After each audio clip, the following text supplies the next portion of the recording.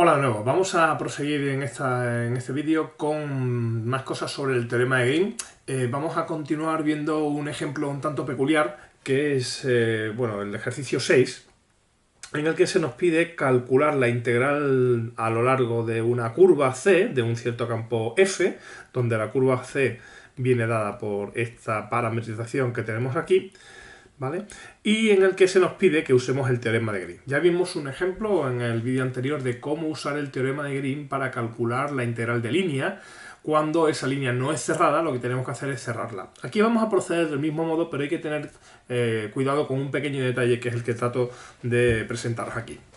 Bien, aquí el campo f que nos dan es la función y menos x y x al cuadrado, perdón, y al cuadrado.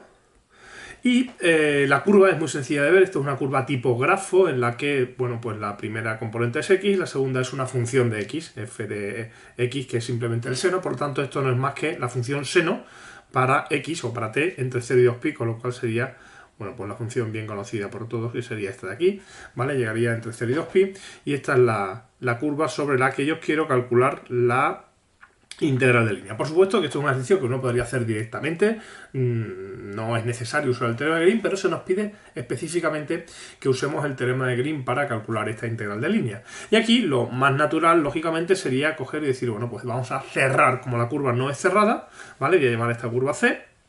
Como la curva no es cerrada, voy a considerar, cambiando de color como el otro día, un cierre de la curva que sería pues lo más natural posible, que es unir el segmento, el punto 2pi0 con el 0,0 a través de un segmento que voy a llamar aquí en este caso C barra, ¿de acuerdo? De manera que ahora la curva C unión C barra pues es una curva cerrada y por tanto encierra, es la frontera de una región D, que esencialmente, ¿de quién se trata esta región? Bueno, pues fijaros que esta región consta de este trozo de aquí y este trozo de aquí.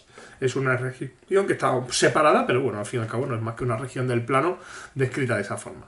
En principio, el teorema sería más o menos igual, es decir, uno tiene que la integral en la curva C unión C barra, que es una curva cerrada, encierra una región D, y por tanto el teorema de Green me dice que la integral de un cierto campo vectorial en la curva va a ser igual a la integral doble de otro campo vectorial que está relacionado con las derivadas del campo en la región que está encerrando. Sin embargo, aquí la peculiaridad de este problema reside en que, si os fijáis con atención, el teorema de Green exige una cierta orientación en la curva con respecto a la región, y sin embargo en estas curvas que hemos diseñado aquí, esas orientaciones se han estropeado, por así decirlo, debido a que la curva es una curva simple, no simple, perdón. Recordad que una curva no simple es una curva que esencialmente no es inyectiva en algún punto interior, lo cual significa que se autointersecta, que es lo que está ocurriendo aquí.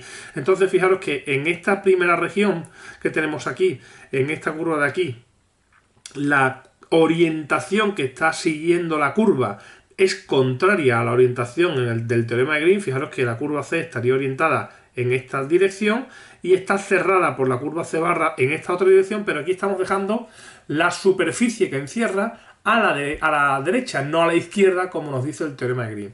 Mientras que en este segundo trozo, la orientación que tiene la curva C sí que va en esta dirección, y la orientación que tiene la curva C barra, ¿vale?, que es esta, pues sí que está correctamente orientada. Es decir, en este segundo caso, en este segundo trozo de la región que encierra, la orientación es correcta. Es decir, cuando uno tiene una curva no simple, una curva que se intersecta, a la hora de aplicar el teorema de Green nos encontramos con que no es posible mantener la orientación del teorema de Green en todo el recorrido. Hay un trozo que está bien orientado y otro trozo que se queda mal orientado.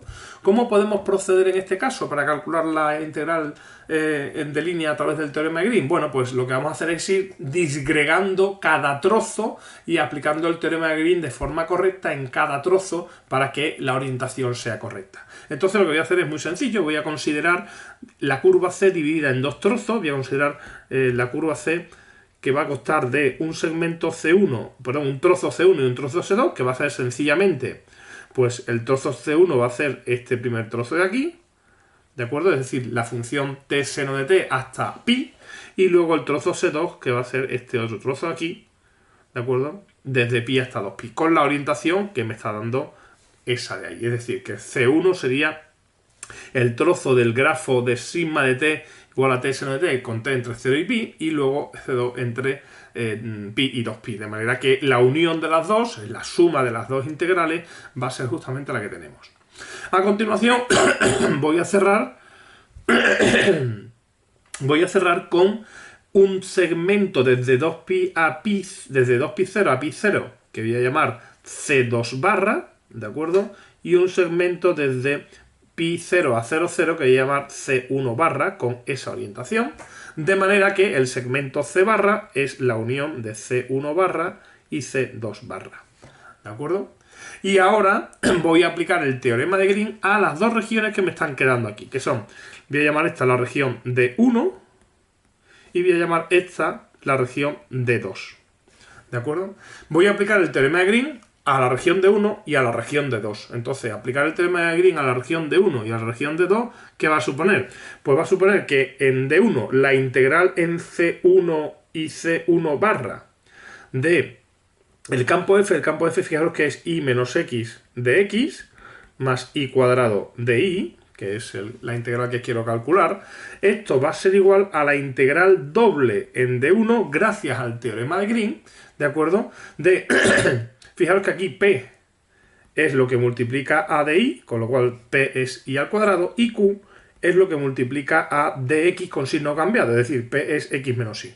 Y el teorema de Green lo que aparece aquí es la derivada de P con respecto a x, que es 0, más la derivada de Q con respecto a y, que es menos 1. Así que aquí lo que aparece es un menos 1 diferencial de área, ¿vale?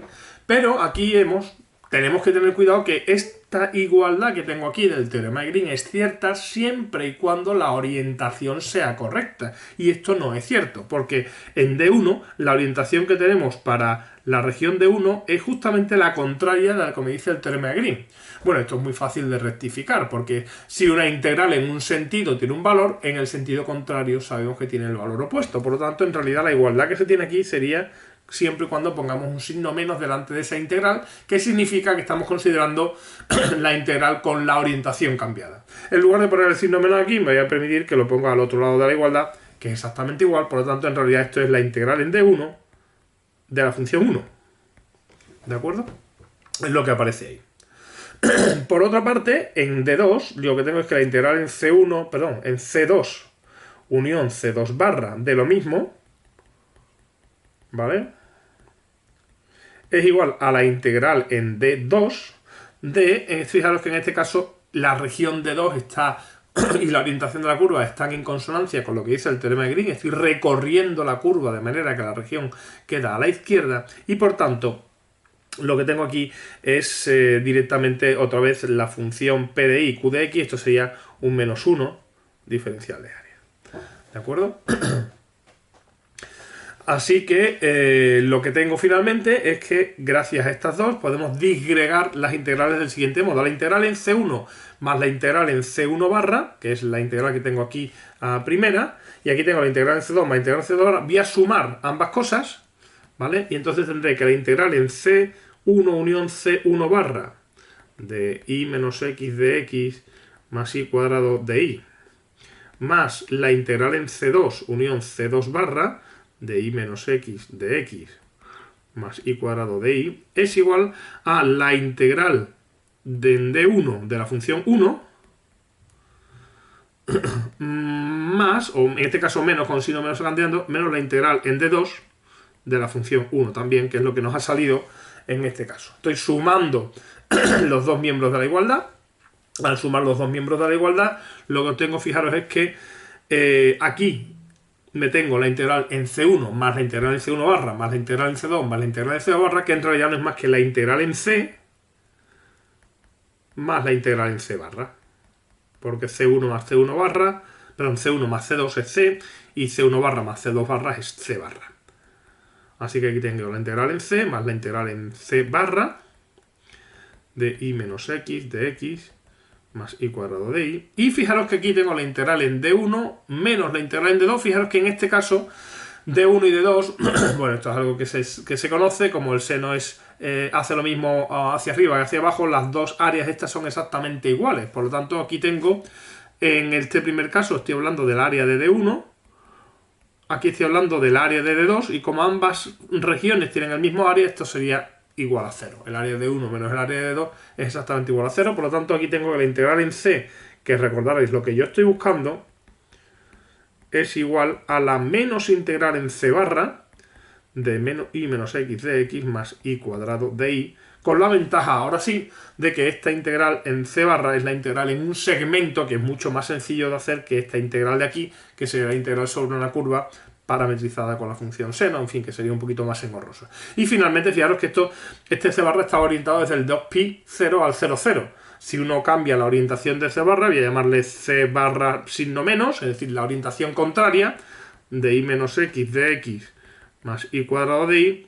Ahora tengo que C barra menos va a ser el segmento que une el punto 0, 0 con 2pi 0. ¿Por qué uso el 0, 0 con 2pi 0? Porque es mucho más sencillo de parametrizar que el contrario. Bueno, el otro tampoco es que sea difícil de parametrizar, es prácticamente igual de sencillo, pero digamos que la parametrización que a uno se le ocurre de forma directa de esta, voy a llamarle sigma barra de t, a la parametrización esta sería simplemente t0 con t entre 0 y 2pi, que creo que es la forma sencilla de parametrizar el segmento que va del 0, 0 al 2pi 0, pero con esa orientación no es la orientación que habíamos definido para C barra. C barra venía en el sentido contrario, pero recordad que usar un sentido o el contrario es simplemente una cuestión de usar un signo menos o no en la integral. Por lo tanto, esta integral ya simplemente se finalizaría puesto en la integral entre 0 y 2pi, donde pone de x pongo t y donde pone y pongo 0, o sea, ese sería de menos t por la derivada de t, y aquí tendríamos la derivada de y que es 0, por lo tanto sería la integral entre 0 y 2pi de menos t, y bueno, pues el resultado ya saldría de forma inmediata. O sea que fijaros que aquí hemos hecho una construcción un poco enrevesada con el objetivo de que los cálculos finales, el cálculo efectivo de integral que he hecho al final es extremadamente sencillo. Es la integral más simple de todas, que bueno, pues nos evita tener que hacer cálculos integrales. Esa es un poco la idea. De manera que observar justamente esta peculiaridad del teorema de Green, y es que cuando la curva se autointersecta, las regiones se desorientan y esto produce pues, que el teorema de Green haya que aplicarlo correctamente a trozos para que tenga sentido. De hecho, en esa misma línea voy a hacer el ejercicio 5 simplemente por seguirme considerándolo. Aquí consideran una curva C que está parametrizada por una función 2 seno de t seno de t, ¿de acuerdo? Lo voy a simplemente comentar porque, bueno, está justamente en la misma línea de este ejercicio. Y, lógicamente, esto encierra un recinto n, o sea que esta curva, este sigma, será la frontera de un recinto R, ¿vale? Y ahora considerar los campos P y Q, ¿de acuerdo? P y Q. Y dice, bueno, pues en primer lugar, calcular la integral en C de P de I menos Q de X. Esto es un ejercicio, en principio lo hice directamente, no hace nada más que calcular directamente. Esto es un ejercicio sencillo que os dejo a vosotros. Sería directamente calcular la integral entre 0 y 2pi de P, que es X, es decir, del seno de 2t por el diferencial de I, que sería el coseno de t, menos Q, que es I, que es el seno de t, multiplicado por la derivada de X, que en este caso sería el seno de 2t, la derivada sería 2 veces el coseno de 2t, ¿vale? Y bueno, esto es una integral que podéis calcular y que, ya os digo yo, que sale 0, ¿de acuerdo? Sale 0. Y en segundo lugar dice, bueno, pues tener en cuenta o probar que la integral doble en el recinto R de la derivada de P con respecto a X más la derivada de Q con respecto a Y, diferencial de área, es estrictamente positiva. ¿Y esto a qué se debe? Bueno, pues fijaros que la derivada de P con respecto a X más la derivada de Q con respecto a Y es igual a 1 más 1, que es 2, ¿de acuerdo? Entonces 1 más 1, y por tanto esto es la integral R de 2. Y claro, la integral en R de 2 es 2 veces el área de R. Así pues, esto es 2 veces el área de un recinto acotado en el plano y el área es positiva, ¿de acuerdo? El área es positiva porque esta función nos dicen que encierra un recinto R, por lo tanto automáticamente esto es positivo, ¿vale? Por lo que si uno mira lo que está pasando aquí, resulta que la integral en C y la integral esta que tengo aquí, la integral en la curva y la integral de ese campo, pues lógicamente no coinciden, porque uno salía cero y el otro es estrictamente positiva. Entonces dice, bueno, pues explicar la aparente contradicción que hay aquí con el teorema de Green. ¿Qué pasa aquí con el teorema de Green? ¿El teorema de Green ha fallado o qué es lo que está pasando aquí? Bueno, lo que está pasando aquí es justamente lo que nos ha pasado en el ejemplo anterior. No lo vemos porque no hemos visualizado quién es la curva, ¿de acuerdo? Pero es relativamente sencillo de darse cuenta de que esta curva para t igual a 0, a 0 pasa por el 0, 0, para t igual a 2pi es una curva cerrada, pasa también por el 0, 0, pero fijaros que para t igual a pi, pues es una curva que también pasa por el 0, 0. ¿Y eso qué significa? Pues significa que es una curva que comienza en algún sitio, ¿de acuerdo? Y en el camino por medio pues se intersecta. En realidad esta curva es una especie como de 8 y lo que ocurre con esta curva es que efectivamente es una curva no simple, por lo que el teorema de Green, si queremos aplicarlo, no lo podemos aplicar directamente como está escrito aquí. ¿Por qué? Pues porque la región R que ha quedado encerrada, ¿vale?, se ha desorientado al autointersectarse la curva y por tanto el teorema de Green habría que haberlo aplicado en trozos, o sea que no funciona el teorema de Green exactamente igual que antes, ¿de acuerdo? O sea que un poco de atención a este tipo de problemas porque bueno, pues puede generar confusión el hecho de que usemos una curva no simple. De hecho, no lo he comentado en el ejemplo anterior, pero lo podríamos comentar ahora mismo. Fijaros que yo aquí en el ejemplo anterior usé un cierre que hace que la curva no sea simple, aunque podría haberlo evitado. Es decir, en este ejemplo anterior yo podría haber considerado, por ejemplo, un cierre por arriba, ¿vale? De manera que ahora usara 3 trozos de segmento y sí que estuviera todo bien orientado. Entonces la región nueva sería esta de aquí y podría haber hecho los cálculos sin necesidad de estar rompiendo la región en 2 trozos, aunque lógicamente esta segunda opción parece más compleja que la que usé anteriormente. ¿De acuerdo? Así que bueno, eso es una primera observación que quería comentaros sobre el teorema de Green, el problema de las curvas simples, ¿vale? Una segunda observación, una pequeña nota que voy a poner aquí de relevante, viene también dado un poco por este ejercicio que acabamos de ver. Fijaros un pequeño detalle, y es que cuando uno selecciona estos dos campos, x, p igual a x y q igual a y, pues lo que resulta es que la integral de x de y menos y de x, ¿de acuerdo? Que sería la integral de una curva donde c es una curva cerrada, ¿vale? Pues esto es gracias al teorema de Green. Si es una curva cerrada, que es la parte, la frontera de una región D orientada positivamente, resulta que esto es igual a la integral en D de la derivada de P con respecto a X, que hemos dicho que es 1, más la derivada de Q con respecto a Y, que es 1 también, y esto por tanto es la integral en D de 2, la función 2, que es 2 veces el área de D. Así que hay una forma, digamos, una pequeña fórmula inmediata, y es que dice que el área de una región encerrada por una curva orientada positivamente es igual a un medio de la integral de línea de x de y menos y de x. ¿De acuerdo? Así pues, tengo aquí una pequeña fórmula que me permite calcular el área de una región cualquiera del plano usando para ello la curva que la rodea. Es decir, que estoy calculando área a través de una integral de línea de la curva frontera, siempre y cuando esté todo correctamente orientado. Es decir, que la orientación de la curva tiene que ser tal que deje la superficie que encierra a su izquierda. Entonces vamos a aplicarlo, por ejemplo, este ejemplo para calcular el área de una espiral, ¿vale? En el que, bueno, pues uno tendría una función que es esta es la espiral que ya vimos en su día, t coseno de t, t seno de t, con t entre 0 y 2pi, ¿vale?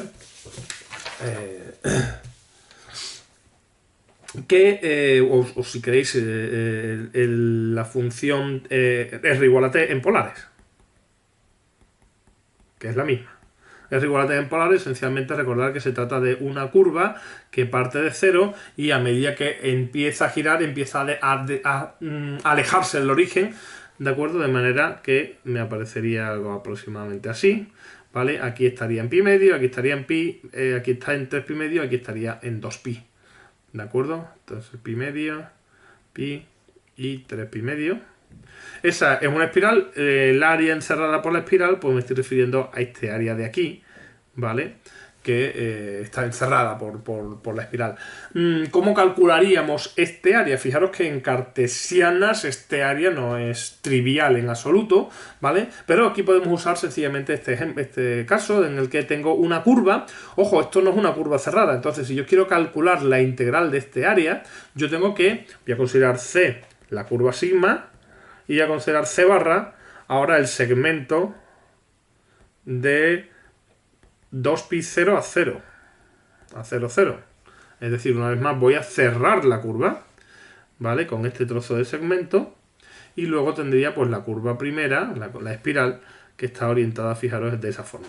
Bueno, pues con esta orientación dejo la superficie D a la izquierda, entonces el área encerrada por la espiral la voy a poder escribir, ¿vale? El área de la espiral va a ser un medio de la integral en C y unión C barra de el campo el campo I, X de X, de Y, menos Y de X, que es justamente la fórmula que teníamos hace un momento. Y bueno, pues esto ya sería sencillamente una cuestión de reescribir correctamente todo esto, es decir, aquí ¿qué nos va a quedar? Pues nos va a quedar un medio de la integral entre 0 y 2pi.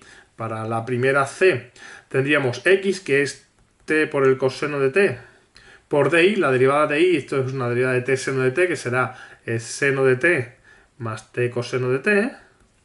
Luego sería menos i, que sería t seno de t, por dx, y x es la derivada de t coseno de t, que será coseno de t menos t seno de t. ¿De acuerdo? Esa sería la integral en C1, bueno, en C directamente, más la integral en C2, un medio multiplicaría todo esto, esto sería otra vez la integral entre 0 y 2pi.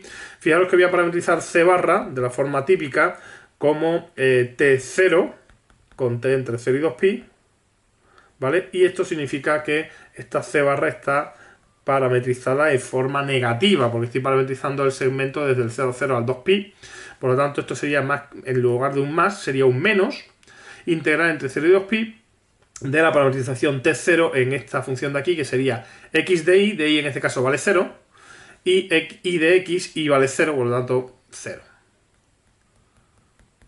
¿De acuerdo? Así pues, bueno, pues esto quedaría directamente como un medio de la integral entre 0 y 2pi, y aquí nos había salido directamente pues t coseno seno más t cuadrado coseno cuadrado, t coseno de t seno de t, más t cuadrado coseno cuadrado de t, ¿vale? Y aquí nos sale menos t seno coseno más t cuadrado seno cuadrado de t. Menos t seno coseno más t cuadrado seno cuadrado de t. Y esto ya es muy sencillo, puesto que directamente esto y esto cancela, t cuadrado coseno cuadrado más t cuadrado seno cuadrado, una vez más es t cuadrado, integral entre 0 y 2pi, de t cuadrado diferencial de t, y bueno, pues esto ya lo que salga, ¿de acuerdo? O sea que es una forma de calcular el área de una espiral. En realidad, fijaros que esta integral sale exactamente igual a algo que ya vimos en su día, y es que cuando uno tiene una curva en polares de este estilo, ¿vale? Pues en realidad lo que hace es escribir el área de la espiral como la integral doble en d de la función 1, ¿vale? Que sería, digamos, la otra parte del teorema de Green. Y esta integral era muy sencilla porque cuando uno escribe esto en polares, pues esto resulta que en polares es la integral entre 0 y 2pi y la integral entre 0 y la r, que en este caso vale t, ¿vale? Es lo que he escrito aquí, r vale t. Y aquí aparecería el jacobiano, que es r, diferencial de r, diferencial de t, y esto nos daba siempre la integral entre 0 y 2pi de r cuadrado partido por 2 entre 0 y t, que en este caso sale un medio de t cuadrado, diferencial de t, y es exactamente la misma integral que nos ha salido antes, lógicamente, pues tiene que salir lo mismo, ¿de acuerdo? Bueno, pues esto es un simple detalle, bueno, pues casi peculiar, ¿no? Esta fórmula que tengo aquí, y es que el área de una región encerrada por una curva cerrada, pues se puede escribir como la integral de línea con una cierta orientación de un cierto cambio, que es, bueno, pues relativamente sencillo de ver, ¿de acuerdo? Bien, vamos con una tercera cuestión que quería comentaros sobre el teorema de Green, que tiene que ver con el concepto de circulación y con el concepto de flujo, ¿de acuerdo? Que ya comentamos brevemente cuando veíamos las integrales de superficie y que voy a volver a traer a colación para entender en cierto modo nos va a dar una interpretación del teorema de Green de cierta forma y una nueva versión también del teorema de Green. Entonces, os recuerdo, voy a considerar aquí un campo f de R2 en R2, un campo vectorial, ¿de acuerdo? Que voy a suponer que va a ser un campo de velocidades de un fluido.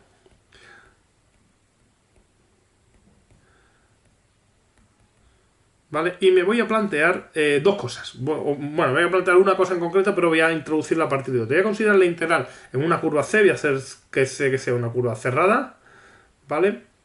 Y voy a considerar la integral en F, la integral de línea de ese campo F que tengo ahí. Bien, ya comentamos esto.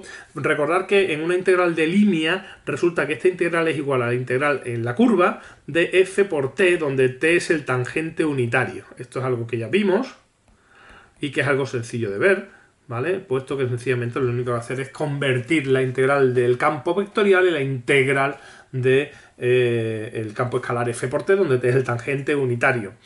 Y esto lo que significa, en el otro vídeo lo comentaba, y es que como el producto escalar de un vector por otro vector de norma 1, lo que me dice es la cantidad de la proyección del primero sobre el segundo, lo que me está evaluando es la cantidad de fluido que se está moviendo a lo largo de la curva. Bueno, cuando esta curva es cerrada, ¿de acuerdo? Cuando esta curva es cerrada, lo que me dice es la cantidad de fluido que está girando en el sentido de la curva, esencialmente. Y esto es lo que se conoce con el nombre de eso, de circulación. Se llama circulación esencialmente por ese concepto de que si uno considera una curva pequeñita, lo que está haciendo el fluido ahí, estoy evaluando cómo el fluido gira a lo largo de la curva, ¿no? Evalúo un poco la cantidad de fluido que circula a lo largo de la curva y eso se conoce con el nombre de la circulación, ¿de acuerdo? O sea que la integral de línea de un campo F me da la circulación. ¿Vale? Bueno, pues yo me voy a plantear ahora un concepto que vimos con las integrales de superficie y que voy a hacer ahora extrapolar a las integrales de línea también. En lugar de calcular esta integral, voy a calcular la integral de f por n, donde n es el normal unitario. ¿De acuerdo? N es el normal unitario, es decir, en una curva cerrada, cualquiera, ¿vale? Voy a dibujarla. ¿Vale? En una curva cerrada, el vector tangente unitario es este vector de aquí y el vector normal va a ser, voy a considerar este vector normal, que es el perpendicular al tangente. ¿De acuerdo? El vector normal es el perpendicular al tangente y voy a evaluar esa integral de ahí. ¿Qué es eso? Bueno, pues en este caso, si f es un campo de velocidad de un fluido, lo que estoy calculando cuando hago f por n es la cantidad de fluido que se mueve en la dirección transversal a la curva y de alguna forma lo que estoy calculando es la cantidad de fluido que está atravesando la curva. ¿De acuerdo? La cantidad de fluido que está atravesando la curva.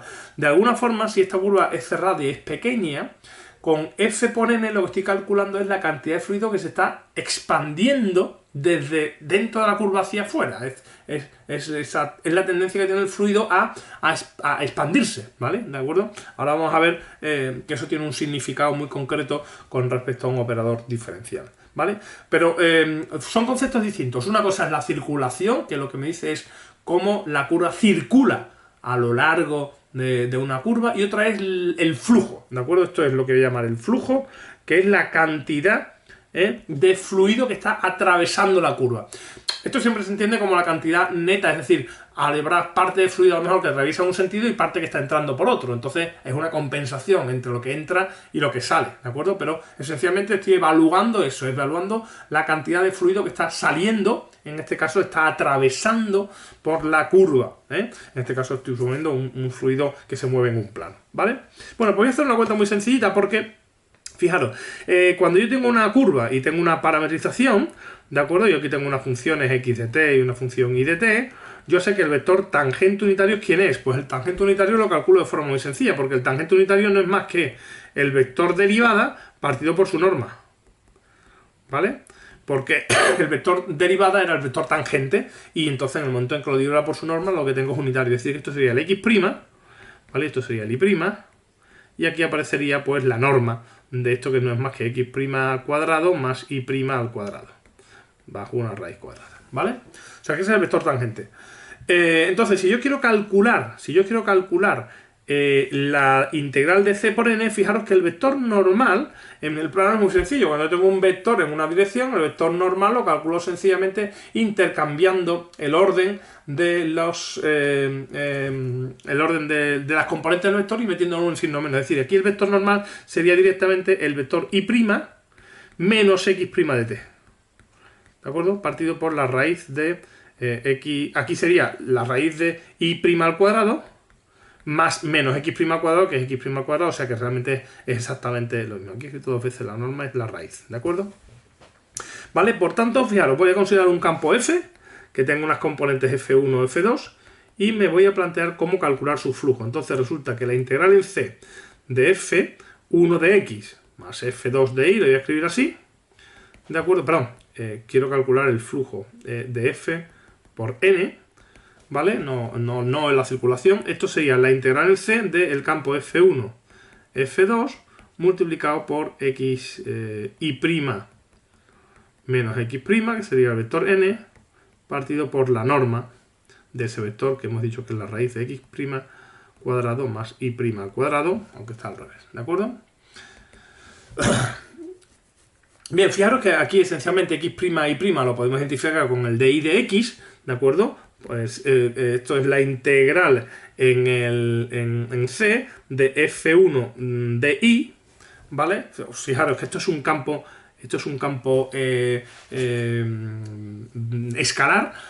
Como yo voy a integrar un campo escalar, yo tendría que escribirlo en la parametrización y entonces me aparecería por la norma del vector normal, ¿de acuerdo? Entonces, como la norma del vector normal es justamente lo que aparece aquí, pues yendo hacia atrás, digamos, en lugar de escribir esta integral como la tengo aquí, la escribiría como la integral de f1 de y menos f2 de x, ¿de acuerdo? No sé si se ve este paso, es decir, es más fácil verlo desde este último al anterior. Si yo fuera a escribir esto, tendría que escribir f1 en la parametrización, el de y aparece simplemente el y', el de x aparecería el de x', y aquí estaría multiplicando por la norma del vector normal, que se compensaría con esta de aquí. Por lo tanto, en realidad, pues lo que estoy escribiendo es justamente eso de ahí. Y esto, fijaros que como la curva C es cerrada y supongo que está orientada correctamente, pues entonces esto es gracias al teorema de Green. Esto por el teorema de Green es la integral doble en la región que encierra de la derivada de f1, que en este caso es el p, ¿vale? O sea, fijaros que aquí que el p es f1 y el q es f2, más la derivada de f2 con respecto a y, diferencial de área. ¿Vale? Y recordar, esta expresión de aquí, derivada de la primera componente del campo con respecto a x, más la segunda componente del campo con respecto a y, es justamente un operador diferencial que vimos que era la divergencia de f. ¿De acuerdo? Diferencial de área.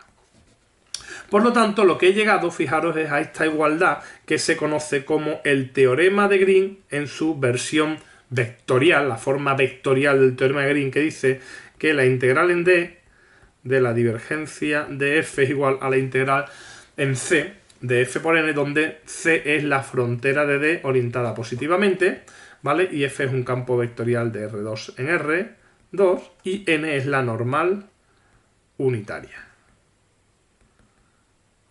¿De acuerdo? O sea que esto es una forma distinta de escribir el teorema de Green. Fijaros que el teorema de Green habla de la integral de un cierto campo vectorial, descrito de una forma muy peculiar, lo relaciona con la integral doble de unas derivadas de ese campo, y aquí lo estoy reescribiendo de una forma distinta. Estoy haciendo la integral no de un campo vectorial, sino de un campo escalar que es f por n, donde d es el normal unitario a la curva, y lo estoy relacionando con la integral doble de la divergencia del campo, ¿vale? Entonces, un par de observaciones importantes aquí también, y es que fijaros que esto me permite interpretar el concepto de divergencia, y de hecho, ¿por qué se llama divergencia?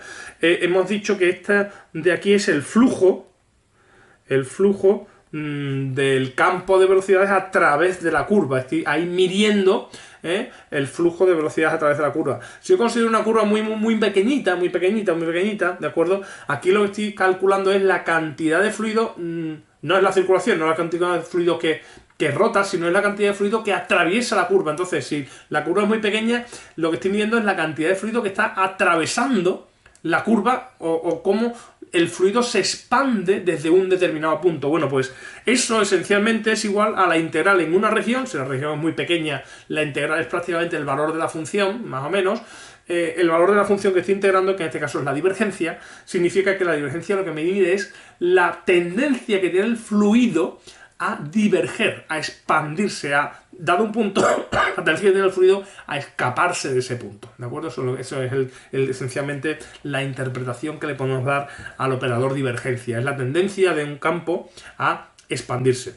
Los campos que tienen divergencia nula son los llamados campos incompresibles, significa que el fluido no se mueve. Pensad, por ejemplo, en un fluido muy poco viscoso, un gas. Un gas tiene una tendencia a expandirse enormemente, mientras que un fluido más viscoso, tipo la miel o la sangre, son fluidos muy viscosos en los que el fluido no se expande, el fluido se mueve, pero no tiende a expandirse, a desparramarse, digamos, ¿no? Eso es un poco el sentido que nos puede dar la divergencia. Los campos con divergencia nula son los llamados campos incompresibles. Significa que no se pueden comprimir, no se pueden encoger ni se pueden expandir, digamos, ¿de acuerdo? Ese es un poco el concepto que hay detrás. Bien, eso por un lado. Y hay un segundo hecho, en este caso también un poco notable, que puede dar un poco lugar a confusión. Fijaros que en este caso, lo que yo tengo aquí a la izquierda es una integral de un campo escalar. Y como es la integral de un campo escalar, la parametrización de la curva, o mejor dicho, la orientación de la curva, le da exactamente igual. Es decir, si yo cojo una región D y cojo una curva C, me da igual que la orientación sea positiva o sea negativa, porque la integral del campo escalar no lo aprecia. Vimos el resultado que decía que la integral de un campo escalar es independiente de la parametrización y de la orientación de la parametrización. Da siempre lo mismo. Así que en este caso, en este teorema de aquí, me da igual cómo oriente la curva. No es necesario, ¿vale? No es necesario que la curva esté orientada positivamente. Una curva que encierra una región va a verificar esto. De manera que de alguna forma algo pasa, porque ¿dónde está la orientación en este caso? Bueno, fijaros, en este caso la orientación está en que la normal que yo estoy considerando, fijaros que cuando yo he descrito este problema, la normal que yo estoy considerando puede ser esta, pero también puede ser esta otra. ¿Y cuál es la diferencia entre una y otra? Pues la diferencia está en que cuando yo construyo la normal de esta forma, me sale correctamente el teorema de Green, pero si lo hubiese construido con el signo menos al otro lado, ¿de acuerdo? Si lo hubiese construido con el signo menos aquí, entonces estuviese considerando una normal distinta y ya no me hubiese salido exactamente las mismas cuentas, me hubiese salido justamente al contrario. O sea que la forma de construir la normal aquí ha sido vital. ¿Y qué forma es esa? Bueno, pues es relativamente sencillo ver que si yo tengo un vector AB y yo construyo un vector B menos A, si AB apunta en cualquier dirección, el vector B menos A siempre apunta hacia la derecha. ¿De acuerdo? Eso es algo sencillo de ver, lo podéis comprobar vosotros. Yo tengo un vector AB y calculo el B menos A, estoy configurando un vector ortogonal, pero el ortogonal de la derecha, mientras que si calculo el menos BA, entonces estaría calculando el ortogonal de la izquierda.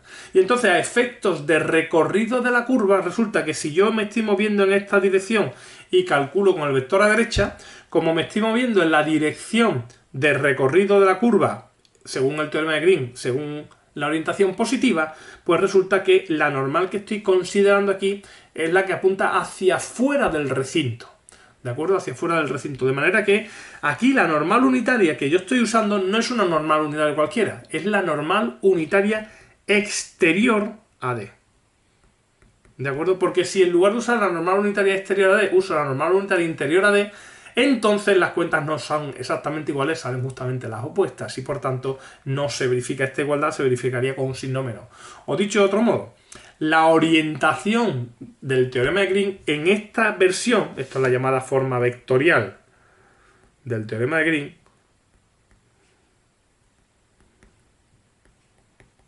¿vale? La orientación de esta versión del teorema de Green no está en la curva, está en la forma en la que estamos usando la normal, que en este caso sería la normal exterior a la curva, ¿de acuerdo? Así pues, resumiendo, ¿vale? Observar que el teorema de Green pues tiene una primera versión diferencial en el que uno relaciona unos campos con una integral doble y tiene una segunda versión en la que uno integra f por n, ¿de acuerdo? la integral de un campo f por el vector normal exterior a la curva, y eso me da la integral de la divergencia. O sea, me relaciona otra vez pues integrales de unos campos en un recinto con la integral de un campo en su frontera, ¿vale? Pero cuidado, no es lo mismo, y esto sí es muy importante, no es lo mismo calcular la integral en f, la integral en la curva c de f, que la integral en la curva c de f por n. Son cosas completamente distintas, lo cual en las superficies sí que es verdad, ¿vale? Este es el problema de que a veces uno confunde las integrales de línea con la superficie, porque se parecen mucho, pero no es cierto que la integral de línea de un campo sea igual a la integral de línea del campo por la normal, mientras que eso sí es cierto con la superficie. O sea que la circulación no es lo mismo que el flujo en las curvas, mientras que la integral de superficie, digamos que no hay circulación posible, ¿vale? Y en cualquier caso, pues lo que sí sé es que el flujo a lo largo de una curva cerrada, pues es la integral triple de la divergencia del campo, ¿vale? Bien, pues un último detalle, y con esto ya finalizo por hoy, y es qué pasa en regiones un poquito más peculiares, como son el teorema de Green en regiones con agujeros.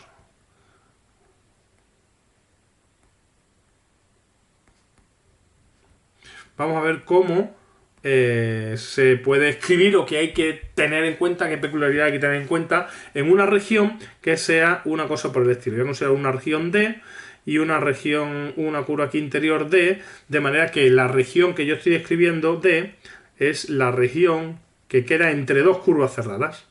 ¿De acuerdo? Voy a llamar aquí esta C1, voy a llamar C2, ¿vale? Y voy a considerar D, pues que es la región entre C1 y C2, ¿vale? Bueno, esto es relativamente sencillo, es simplemente tener claro qué es lo que dice el teorema de Green. El teorema de Green me dice pues que la integral a lo largo de la curva que encierra la región D, pero claro, la curva que encierra aquí la región D, fijaros que es la curva C1, ¿vale? De P de I menos Q de X, más la integral que en la curva C2 de P de I menos Q de X, que sería la frontera de mi recinto. Eso va a ser igual a la integral en D de la derivada de P con respecto a X más la derivada de Q con respecto a Y. ¿De acuerdo? O sea, sería la versión, la forma diferencial del teorema de Green. Pero cuidado con las orientaciones, porque fijaros, para que esto sea cierto, yo tengo que recorrer las curvas de manera que la región se queda a la izquierda. Y entonces fijaros que aquí, obviamente, la curva C1 la tengo que recorrer en este sentido, eso es natural, pero la curva C2, para que la región que encierra, entre comillas, es decir, la región a la que me refiero, sea la de la izquierda, ahora la tengo que describir en esta dirección. ¿De acuerdo? ¿Por qué? Pues sencillamente porque la región en este caso está quedando a la izquierda de mi curva. Tengo que recorrer dejando la región a la izquierda. Por eso aquí el término un poco de la región que encierra puede ser un poquito engañoso, porque aquí C2 no está encerrando otra cosa, pero lo que a mí me interesa siempre es la orientación de mi curva respecto a la región que a mí me interesa, ¿de acuerdo? Y eso tiene que ser recorrerla para que la región que a mí me interesa se quede a la izquierda, ¿vale? O sea, es un poco la peculiaridad que hay que tener en el teorema de Green cuando se usa en una región con un agujero. Es que hay que orientar correctamente la curva de interior, porque la orientación de la curva interior no es la natural, digamos, que uno podría pensar. O también, de alguna forma, también hay que tener cuidado cuando uno hace la versión vectorial, porque la versión vectorial uno tendría la integral en C1 y unión C2 de un campo F por la normal, ¿de acuerdo? Y esto va a ser igual a la integral triple en la región que encierra de la divergencia de F. Esta sería la versión vectorial del teorema de Green, pero aquí, fijaros que aquí ya la curva me da igual como las oriente, porque como estoy integrando un campo escalar, el campo escalar le da igual la orientación. Aquí puedo orientar C1 y C2 como yo quiera, pero la n es la normal unitaria, ¿vale? La n aquí tiene que ser la normal unitaria exterior AD, ¿de acuerdo? Exterior AD. Y aquí otra vez igual, hay que tener cuidado porque el concepto aquí de exterior AD va a ser un poco engañoso, porque claro, esto significa que la normal que yo use tiene que ser una normal que apunta hacia afuera, que apunta hacia C ahora aquí, es la unitaria exterior, pero ¿cómo tiene que ser la normal cuando ya la use la curva C2? Bueno, pues la normal en la curva C2 tiene que ser la normal que apunta hacia afuera de D, y la normal que apunta hacia afuera de D tiene que ser una normal en esta dirección, una normal hacia adentro. ¿Vale? O sea, que aquí el concepto de dentro-fuera ya es relativo a quién quiero que sea lo que se quede dentro o lo que se quede fuera. Entonces, en este caso, esta normal, que es la que me orienta, digamos, la curva, la que me da el sentido correcto en el teorema de Green, pues depende de a la región a la que quiero apuntar. Tiene que ser exterior a D. ¿Vale? Cuando aquí, bueno, pues este vector, pues si le llamo exterior a D, es evidente que está hacia fuera de D, pero otra vez el concepto de exterior e interior puede ser un tanto confuso. En este caso, matemáticamente está claro lo que uno quiere decir, ¿no? Tiene que ser una orientación en la que el conjunto que estoy describiendo, en la región que estoy encerrando, quede justamente opuesta a él, ¿de acuerdo? O sea que en este caso la orientación que habría que coger del vector n serían esas orientaciones de ahí. ¿De acuerdo? Bueno, veremos quizás algún ejemplo más sobre curvas de estas cerradas, pero eso es todo por el vídeo de hoy. Hasta luego.